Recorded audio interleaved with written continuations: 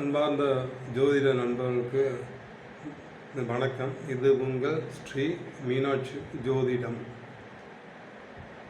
நீண்ட இடைவேளைக்கு பின்பு மீண்டும் இந்த நிகழ்ச்சி தொடர்கிறது. இனியும் தொடர்ந்து இந்த பதிவுகள் பார்க்கலாம். நீங்கள் இதில் ஜோதிடம் தெரியாத, ஜாதகம் பற்றி தெரியாத நண்பர்களுக்காக இந்த பதிவு போடப்படுகிறது. நண்பர்களே, ஜாதகத்தில் ராசி கட்டம் என்று உண்டு. இதில் 12 கட்டங்களாக உள்ளன. மேசம், ரிஷபம், மிதுனம், கடகம், சிம்மம், கன்னி, அடுத்து இந்த துலாம், விருச்சகம், தனுஷு, மகரம், கும்பம், மீனம். மேசத்தில் ஆரம்பித்து மீனம் 12ஆம் இடமாக முடிகிறது.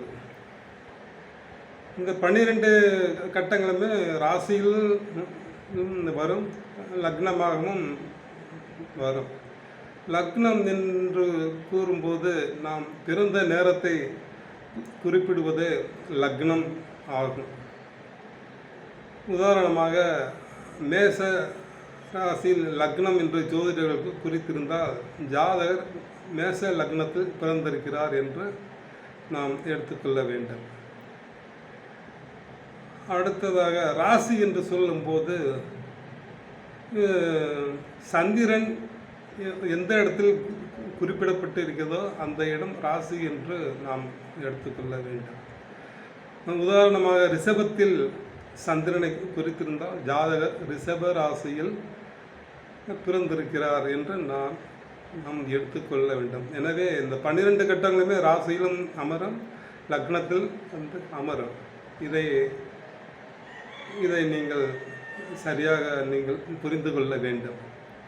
லக்னம் என்று குறிப்பிடப்படும் இடத்திலிருந்து லக்னத்திற்கு 2ஆம் இடம், லக்னத்திற்கு 3ஆம் இடம், லக்னத்திற்கு 4ஆம் இடம், இவ்வாறாக 12 இடங்கள் வரை ஜோதிடர்கள் இதை குறிப்பிடுவார்கள்.